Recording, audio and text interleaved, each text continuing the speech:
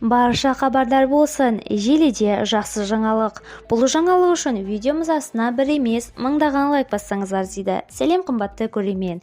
Сіз білген және сіз күткен арна назарларыңызға қайта оралды. Біз сізге ең жақсыларын ұсынамыз. Жұмысымызды жауапсыз қалдырмау үшін видео астына бір дана лайк белгісін басып қойып, жақындарыңызға таратуды ұмытпаңыз. Лайк басқан қолдарыңыз Кабатулланың қабырғаларын ұстасын.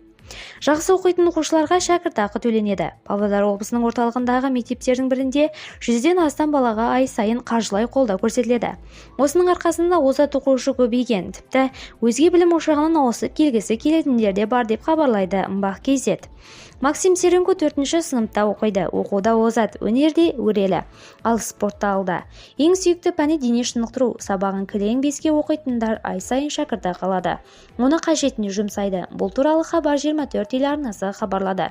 Тіл үйрену үшін арнайы студияға барып курсқа қатысып жүрмін. Себебі ол болашақта өзіме керек болады ғой.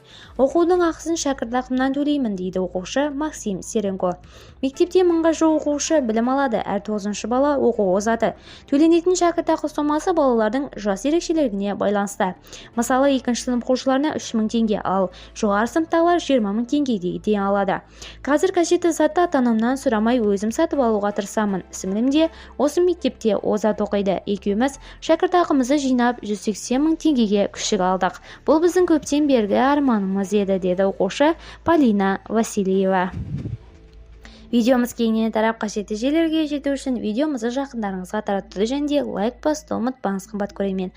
Лайк басқан қолдарыңыз Кабатулланың қабырғаларына тисін. Бізді бақылауды жалғастырыңыз.